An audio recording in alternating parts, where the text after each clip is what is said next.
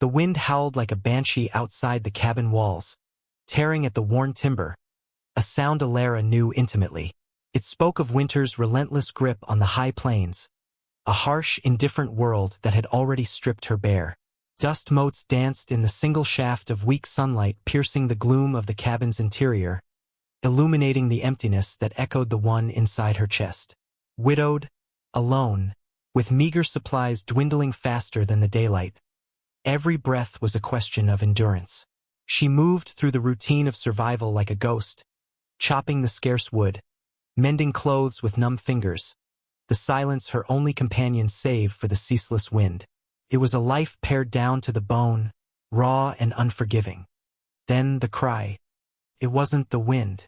It was thin, reedy, utterly out of place in the vast, empty landscape surrounding her solitary claim. A cold dread, sharper than the wind, pierced through her resignation. She hesitated, listening. The sound came again, more insistent this time, from the direction of the small, disused barn. Fear warred with a morbid curiosity. Nothing good ever came unbidden in this land. Not people, not sounds in the wild.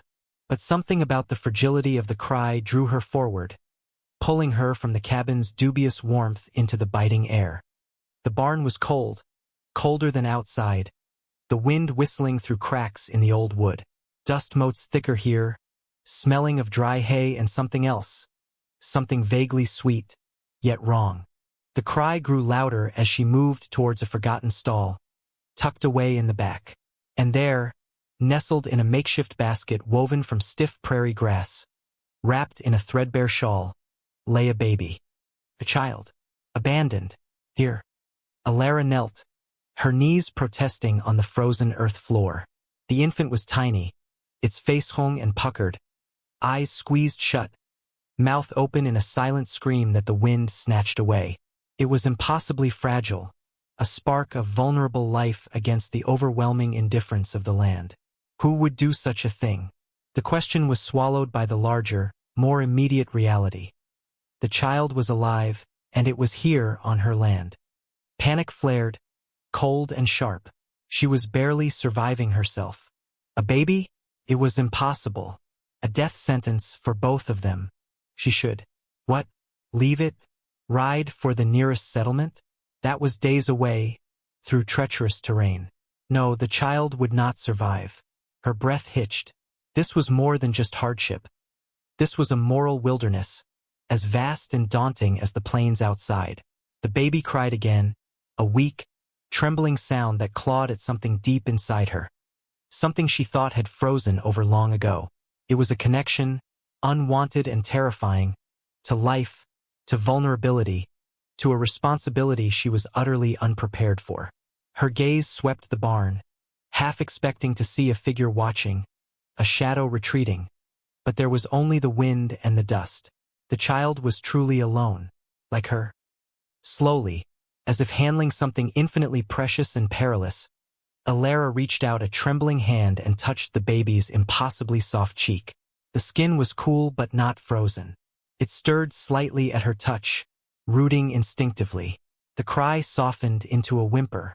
In that moment, looking into the small, vulnerable face, the cold calculations of survival warfare were momentarily silenced.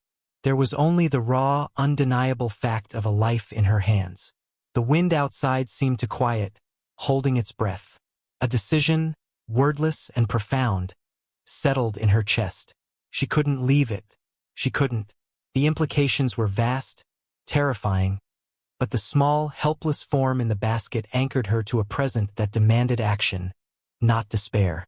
Gathering the basket carefully, she rose, the weight in her arms a sudden, heavy burden, not just of the child, but of the future that had just irrevocably changed. Carrying the baby back to the cabin felt like traversing a great distance, though it was only a few yards. The cold bit deeper, the wind seemed to mock her fragile cargo. Inside, the air was warmer, but the warmth felt insufficient, inadequate. She placed the basket gently near the hearth, its feeble heat offering little comfort against the chill the child must have endured. The baby was still whimpering, a sound that chipped away at Alara's composure. What did babies need? Milk, warmth, she knew that much. But how? She had no milk, no stores beyond dry goods, salt pork, and coffee. As if conjured by her desperation, a shadow fell across the cabin door. Alara's heart leaped into her throat. She hadn't expected anyone. Not ever, not really. The door creaked open, revealing the tall, spare frame of Silas. He was a man of few words, fewer visits, who had taken up a claim some miles off the previous summer. They rarely saw each other, save for a nod across the distance or a brief, stoic exchange when paths inevitably crossed during the scarce trips for supplies. He was quiet, competent, kept to himself. A survivor like her, but seemingly carved from harder stuff. He stopped just inside the door, the cold air swirling around him. His eyes, usually assessing the weather or the land, fixed on the basket by the fire. They widened almost imperceptibly, a flicker of surprise in their depths before settling back into their customary stillness. He said nothing, simply watched. The baby whimpered again. Alara felt a flush of heat rise in her cheeks, a mix of embarrassment and something akin to shame, as if she had been caught doing something illicit. This wasn't just a foundling. This was a complication, a vulnerability that invited judgment in a world that offered little mercy. I found her, Alara managed, her voice hoarse. In the barn. Just now. Silas walked further into the cabin, shedding a layer of snow from his worn coat. He didn't approach the basket directly but stood a few feet away, observing the child with an intensity that unnerved her. His presence filled the small space, a quiet strength that felt both alien and, paradoxically, a small anchor in the storm of her fear. He looked from the baby to Alara, his gaze steady, unreadable. Abandoned, he stated, not a question, just a plain fact. Alara nodded, wrapping her arms around herself against the lingering chill. There was no one. Nothing. He was silent for a long moment, the only sounds the wind outside and the baby's soft cries. Then, he turned and walked towards the small table where she kept her meager supplies. He picked up the tin of coffee, assessed it, then her small kettle. Need milk, he said, his voice low, rough like worn leather. Cow on my place. Dry now, mostly. But maybe a little. Alara stared at him, surprised. He wasn't asking questions, wasn't judging. He was simply assessing the problem and offering a solution, however slim. You would? She asked, the words barely a whisper. He met her gaze. There was no sentimentality, only a quiet practicality. Child needs milk, he paused, his eyes flicking back to the baby. Cold night. Coming storm, his meaning was clear. Time was short. He didn't wait for her answer, already turning towards the door. Be quick as I can. He was gone as suddenly as he arrived, leaving Alara alone again with the baby, but the silence felt different now. Not just empty, but charged with a fragile possibility. Silas, the stoic, solitary man, offering help. It was a crack in the overwhelming bleakness, a tiny ember of shared burden in a world that seemed determined to make her carry everything alone. She looked at the baby, whose whimpers were softening as the cabin's warmth reached it. Alara knelt again, her fear still a heavy weight, but alongside it, a sliver of hope, tentative and small as the child itself, began to stir. She didn't know how she would keep this child alive, didn't know the dangers it brought. But Silas's quiet offer, his simple acknowledgement of the need, felt like the first step on an unimaginable path. Silas returned as the last light faded from the sky, the wind gaining a new, savage intensity. He carried a small tin pail, the metal cold against his gloved hand. Inside was a meager amount of thin, yellowish milk. Not much, he said, setting it on the table. Cows near done for the winter. Alara took the pail, her fingers brushing his briefly. His hand was rough, scarred, capable. She looked at the milk, then at the baby, who was now stirring more actively, a small, fretful noise escaping its lips. It's more than I had, she replied, her voice quiet with gratitude. Over the next few days, a silent rhythm developed between them. Silas would appear late in the afternoon, bringing a little milk, sometimes a bit of firewood he'd chopped, leaving it stacked neatly by the door.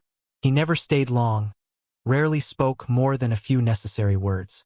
Alara would prepare what little milk they had, warming it carefully, feeding the baby drop by painstaking drop from a clean cloth soaked in the liquid. She named the child Lila. It was a soft name, a gentle sound in the harsh quiet of the cabin. Caring for Lila was a constant struggle. The baby was frail, prone to fits of crying that Alara couldn't always soothe. The lack of proper nourishment was a constant, gnawing worry.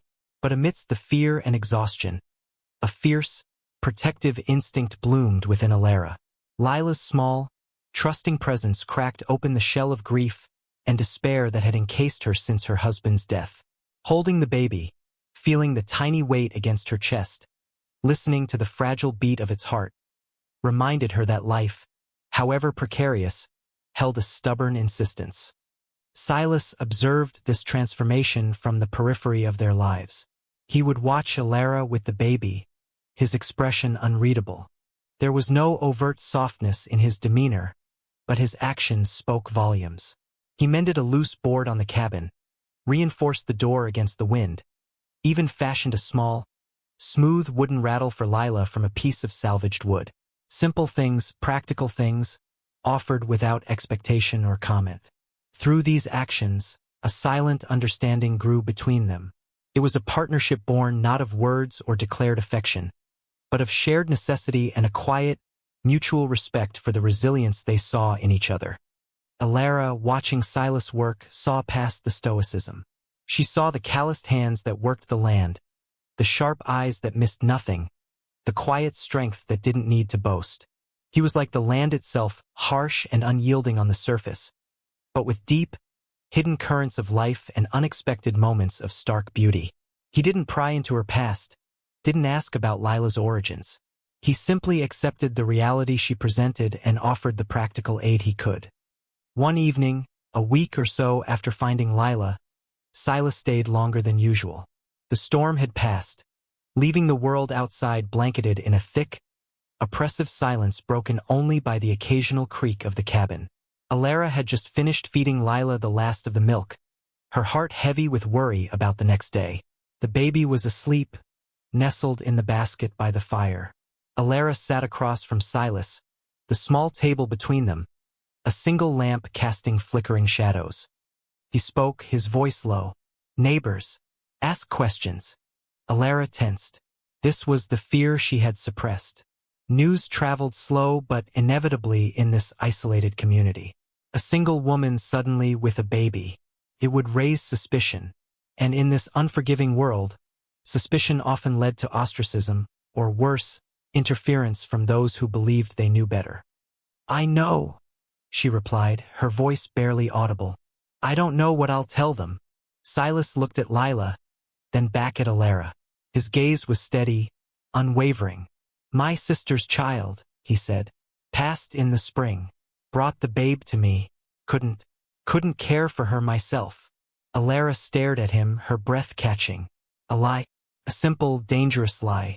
It offered a plausible explanation, one that might deflect the worst of the questions, tying Lila to him, a known quantity, rather than leaving her a mystery with Alara, an unknown.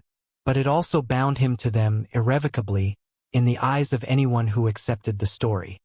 "You would do that?" she asked, disbelief and a surge of emotion she couldn't name warring within her. He gave a small, almost imperceptible shrug. "Child needs a story." He looked at Lila again. "Needs protecting." His simple statement, devoid of grandiosity, spoke volumes. He was offering not just practical help, but a shield, a shared identity, a defense against the judgment of the world outside. In that moment, the tentative trust that had been building between them solidified into something stronger, a quiet pact forged in the face of shared vulnerability. It was a commitment, unasked for and freely given, that bound their fates together. The threat came not from gossiping neighbors, but from the land itself, exacerbated by human cruelty. A harsh cold snap settled over the plains, bitter and relentless. The cabin, despite Silas's repairs, offered little defense against the deep freeze. Lila, always frail, grew weaker, her breathing shallow. Alara hovered over her, helpless, the lack of proper sustenance, the bone-deep cold, a constant, terrifying reality.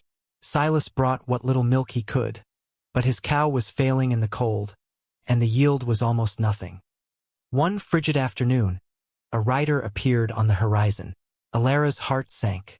It was Jebediah Croft, a man from the nearest settlement known for his harsh judgment and self-righteousness, riding with a younger man, likely his son. Croft represented the rigid, unforgiving morality of the community, the kind that would see a woman alone with a baby as suspicious, perhaps even sinful. They dismounted stiffly by the cabin, their breath pluming in the frozen air. Croft's eyes, cold and sharp, took in Alara, then the wisps of smoke from her chimney, a sign of life and perhaps, in his eyes, a sign of something needing inspection. "Ms. Alara," Croft said, his voice a low rumble. "Heard tell you got a visitor." Alara stood in the doorway, blocking the view inside as much as possible, the protective instinct a hard knot in her stomach. "Just keeping to ourselves, Mr. Croft," she replied, her voice steady despite the tremor in her hands. Croft's gaze was assessing, dismissive. "A woman alone out here. It ain't right. Folks talk." His eyes flicked towards the cabin, clearly wanting to see inside. "Heard rumors about a child. Yours?" The question hung in the air, heavy with implication. This was the moment. Alara opened her mouth to speak, the lie Silas had given her ready on her tongue. But before she could utter a word, Silas appeared. He emerged from the small shed where he had been working, wiping his hands on a cloth, his presence sudden and commanding. He walked slowly towards the group, his gaze meeting Croft's with an unnerving stillness. "My sister's child, Jebediah," Silas said, his voice carrying clearly in the cold air. "Brought to me after her passing. Alara's been helping me care for her. A good woman, Alara. Doesn't deserve talk." Croft's eyes narrowed, flicking between Silas and Alara. There was a challenge in Silas's gaze that brooked no easy dismissal. Silas was known as a quiet, capable man, respected for his self-sufficiency, if not for his solitude. His word carried weight in a way Alara's, as a widow alone, did not. To contradict him directly, especially on his implied family matter, was not something Croft seemed willing to do lightly. The younger man shifted nervously behind Croft. The wind picked up, swirling snow around their boots. The cold was biting, urging a swift conclusion. Croft held Silas's gaze for another long moment, assessing the resolve in the quiet man's stance. The simple, shared lie, spoken by Silas, had changed the dynamic entirely. It wasn't just Alara and a mysterious child. It was Silas, acknowledging the child as family, and Alara, cast as a helper, a role more acceptable to Croft's limited view of women. Finally, Croft gave a curt nod, clearly unsatisfied but unwilling to press the issue further under Silas's steady gaze. "HMMPF. Well, keep to yourselves then. Weather's turning mean. Be careful." He mounted his horse, his son quickly following suit. They rode away, disappearing back into the vast, white landscape. Alara let out a breath she hadn't realized she was holding. Her legs felt weak. She looked at Silas, her eyes filled with a mixture of relief and profound gratitude. He had stood by her, had given them a shield. He had made them, in the eyes of the world, something other than what they were: a desperate woman, an abandoned child, and a solitary man offering aid. He had woven them into a narrative that offered a precarious protection. Silas simply nodded, acknowledging the moment with his typical economy of movement. He didn't say "you're welcome" or dwell on the confrontation. He simply turned back towards the shed, his posture unchanging. But something had shifted between them, an unspoken acknowledgement of the bond their shared secret, their shared lie, had created.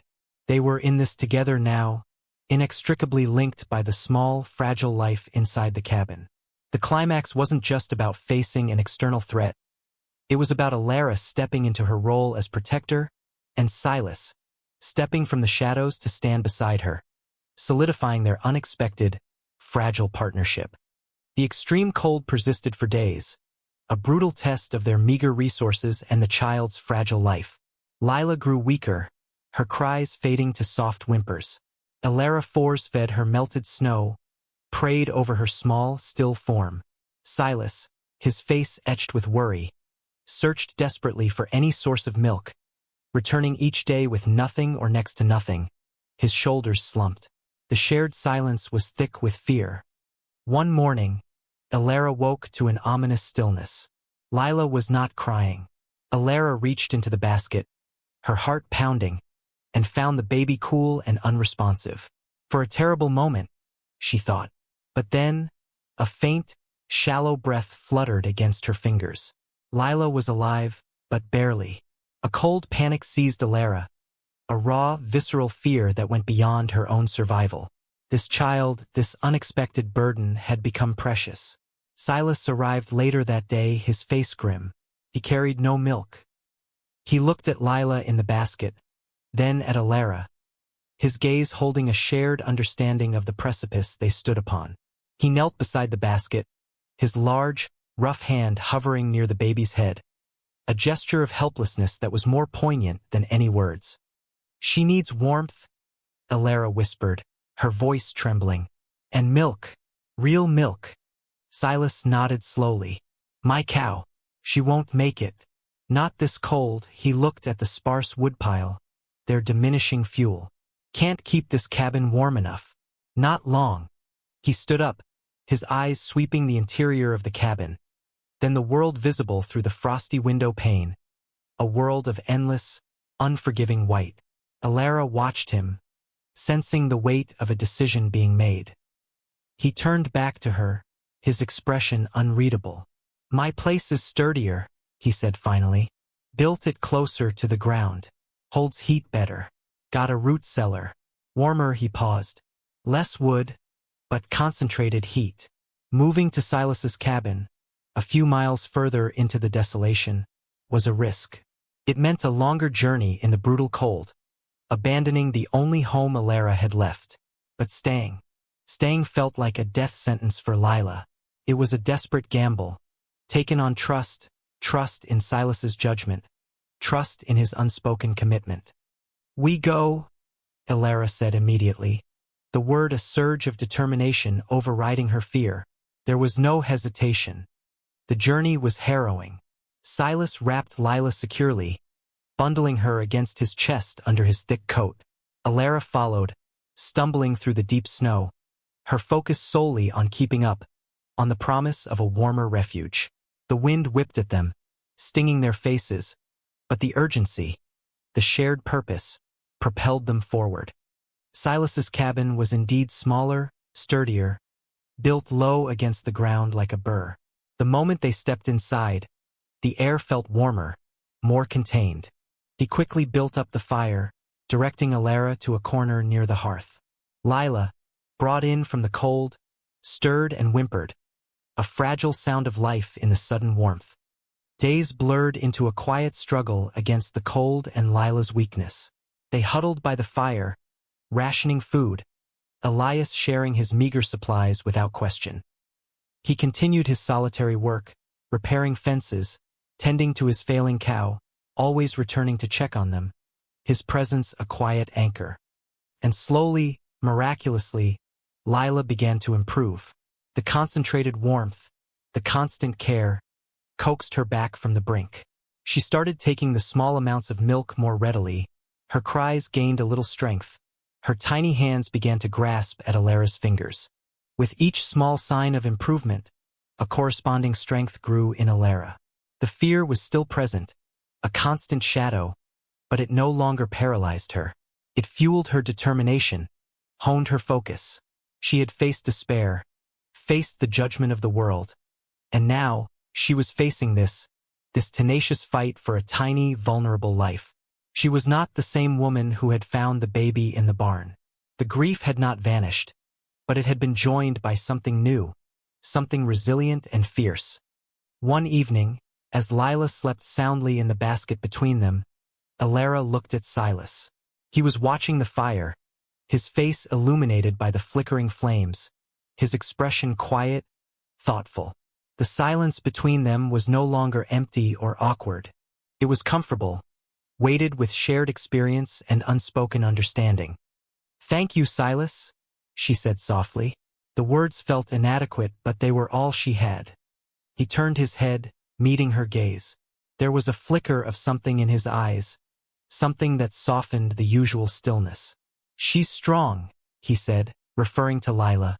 But Alara knew he wasn't just talking about the baby. They were three unlikely souls, brought together by chance and circumstance in a harsh, unforgiving land. A woman stripped bare by loss, an abandoned child, and a solitary man. But in their shared vulnerability, in the quiet acts of protection and care, they had forged a bond stronger than blood. Alara had found a strength she didn't know she possessed, a fierce protectiveness that had reshaped her identity. Silas, the solitary figure, had opened his life, his home, his quiet reserves of decency, offering not salvation, but partnership in survival. The future stretched before them, uncertain and fraught with challenges. The world outside still held its judgments, the land its hardships. But as Alara looked at Lila's sleeping face, then at Silas's quiet profile, she felt a sense of peace she hadn't known was possible. They had faced the abyss and pulled each other back. The heartbreak of loss and abandonment had led them to this unexpected place, a refuge built on shared hardship and the quiet, powerful dignity of choosing connection in a world that prized isolation. They were not a traditional family, perhaps, but they were, in their own way, bound together, facing the dawn not with despair, but with a quiet, resilient hope forged in the crucible of their shared journey.